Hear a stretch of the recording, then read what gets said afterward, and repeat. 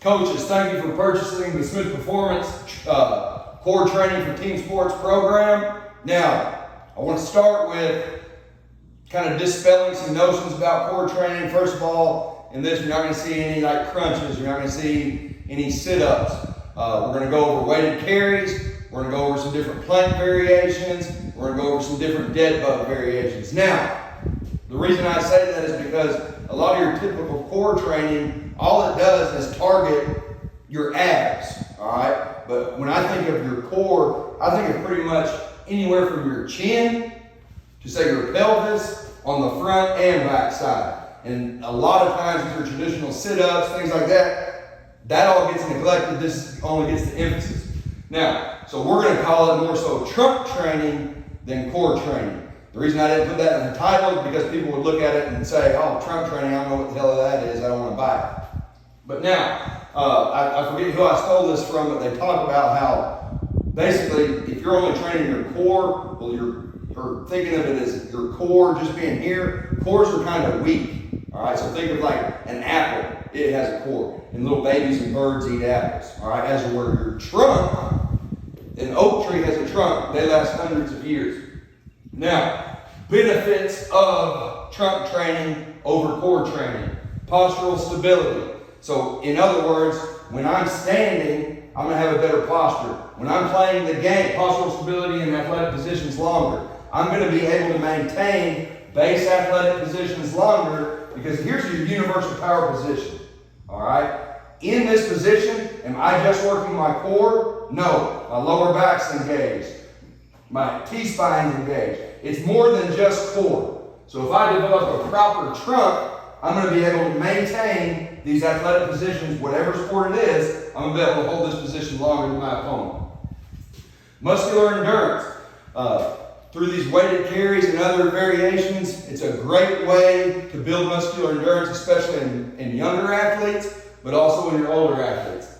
And then it's a safe way to build total body strength. So we all have had athletes who can bench press 350 pounds, but they're just not a great athlete. Now, I'm not saying this is going to turn a bad athlete into a good athlete, but it helps kind of put that total body package together instead of just being strong in upper body or instead of just being strong in lower body. It's a great way to build total body strength. First thing we'll go over is a farmer's walk. Probably something a lot of teams are already doing, a lot of your athletes are already doing. Just kind of going to go over kind of my points on it and then how we utilize it. So, especially with young athletes and athletes that just started doing it, you'll notice when they grip the dumbbells, they'll tend to be kind of loose wrist and they'll be flexing back and forth like this. We coach our athletes, good strong grip on the dumbbell. So now I'm getting a little more grip strength and a little more forearm strength built into the exercise. So instead of being loose and all willy-nilly, good strong grip, hold the dumbbells level. Now, we'll cue our athletes. We don't want a fast walk, so it's not like this. It's not a race. I just want a good, slow, controlled walk. Step, step, step, step, step, step. Things we'll typically do with them, so if we're working for strength, we'll go 10 to 15 yards for 3 to 4 sets. And if we're working more work capacity and endurance, we'll typically go 20 to 30 yards for 3 to 4 sets. Obviously, the weights change with those. Farmer's walk's one we really load up. We will load the hell out of it. If we're trying to work just pure strength, we'll have guys that go 120s, 125s. We got girls, they'll go 70s or 80s, and they'll really push it when we're working pure strength. Now on endurance, we've got those weights down, but on pure strength, you can really load them up. It's one of the carries we really do load up because the risk of injury is not very high, and you can get a lot of benefit out of it. So that's farmer's walk. Here we'll go over single arm farmer's walk. Just like we talked about with the farmer's walk, we don't want a loose grip on the dumbbell. We want a good strong grip on the dumbbell, hand engaged, forearm engaged. From here, same concept as the farmer's walk. I don't want to lean this way. I don't want to overcompensate and lean this way. I want to try to maintain an upright posture. If you'll take this hand and just kind of place it on your midsection, it can help with that. And then from here, we're 1 foot in front of the other. Again, not leaning this way, not leaning this way. And we'll go for a distance. Just like on the dumbbell farmer's walk, If we're going for strength, then our distance will be shorter. So say 4 sets of 10 yards. If we're going for work capacity, then our distance will be longer, say 3 to 4 sets of 20 to 30 yards. But again, for the movement, 1 foot in front of the other, not leaning one way or the other.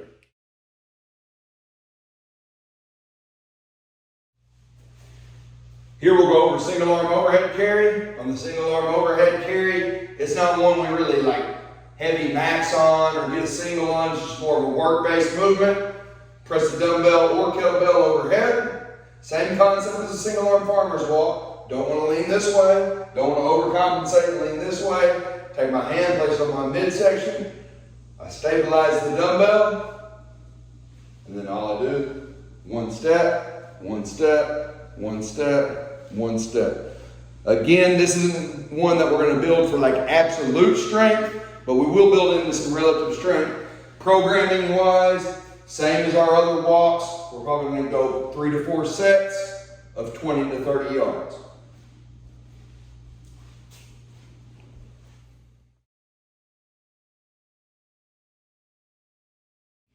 Here we're going to go over one of our combo walks.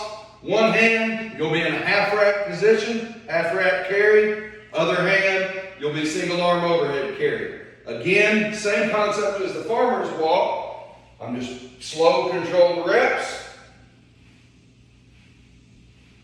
This is one we'll do more for work capacity and distance rather than strength. Now, we'll load it up moderately, but it's not something we're ever going to try to like PR on. It's just more of a work-based exercise, trying to get some volume in. Again, half rack position, hand under my chin, elbow tucked down, arm extended, not lurched over this way, not lurched over this way, 1 foot in front of the other.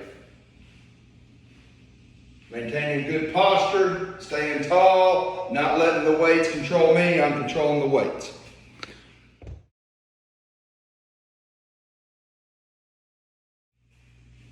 Here we'll go over the snatch grip overhead carry. This is one we're not ever going to max on. Again, just a good work capacity movement, building up a good strength base. Now, you'll start with the barbell over your back. You'll be snatch grip, so fingers on that knurling there. From here, we'll press overhead. And then now all we do is walk this position. But now pay attention. It's not out front of me like this. My head is through, and it's actually behind my head. So cue your athletes kind of poke their head through like a turtle.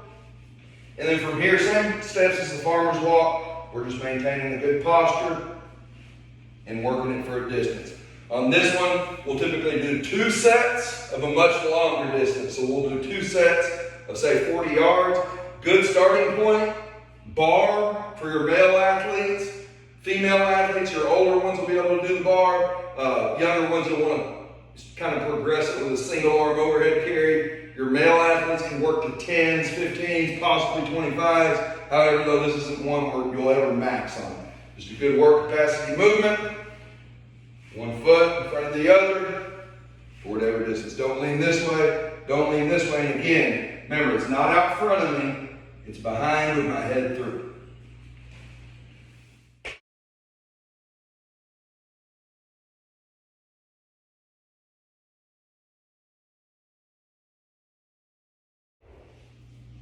Here, we'll go over dead bug. On just the base dead bug, you'll start laying on the ground. And then all I'm doing, I cue our athletes to focus on being at a 90. So I don't want down here, I don't want way up here. I want to be at an exact 90.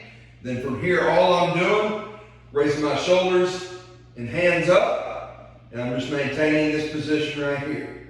That's the base dead bug.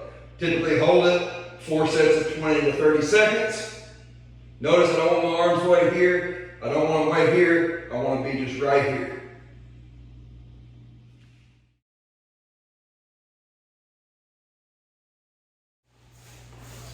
From here, we'll go to our alternating dead bug. On alternating dead bug, I start in that same dead bug position, except only thing now, I'll alternate opposite arm, opposite leg.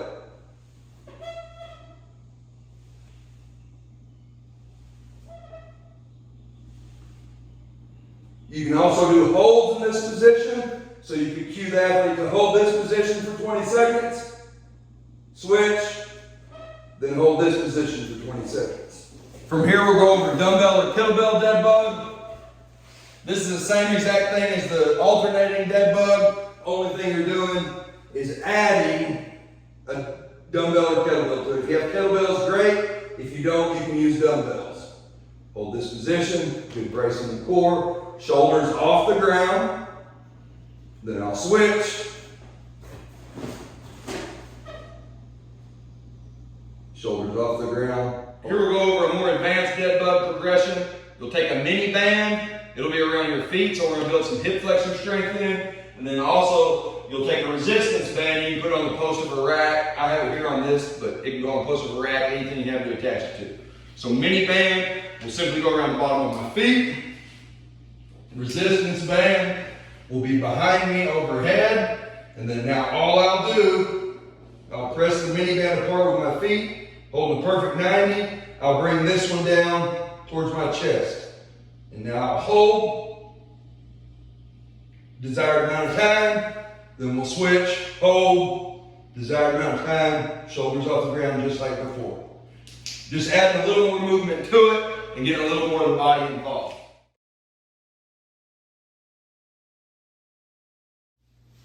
Here we'll go over a basic hand plank variation. I like the hand plank a little more than, like I said, elbow plank, that's fine too. I like the hand plank more because now I can get a little more shoulder health and a little more scapula involved. So what you'll do, again, push-up position, hands not way back here, not way out front. I want my hands directly under my shoulder, all right? Now, you'll see a lot of athletes, they'll be down here like this. I want to cue them to extend. So press your arms to the floor, really almost round those scapulas. You don't want to be down like this. You don't want to be just a good level position and arms actively extended into the ground. So it feels like I'm pressing the floor away from me. Again, I'll hold this for 3 to 4 sets of 20 to 30 seconds. Really emphasize actively extending the arms into the floor.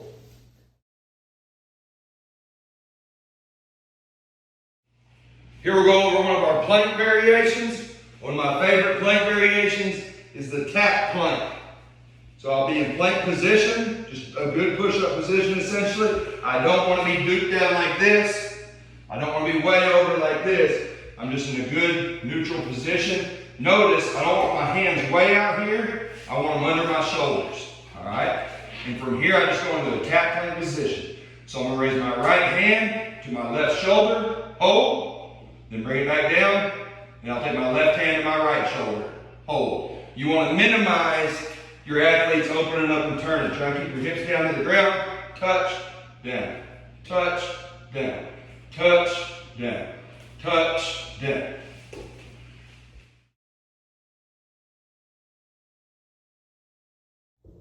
Here we'll go over a dumbbell slash kettlebell pull through. I'm basically going to get in my hand plank position. So arms under my hands under my shoulders. Good level position. Now, I want the dumbbell or kettlebell basically in line with my chest. All right, it's going to be on the outside of my body. From here, if it's on my right side, I'm going to reach under with my left hand, big pull through. Then I'll reach under with my right hand, big pull through. I'll just alternate through.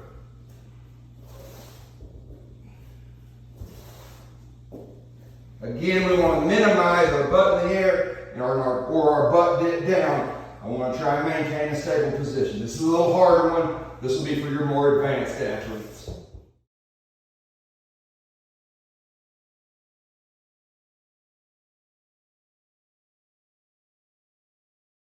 We'll go over some powerlift press variations.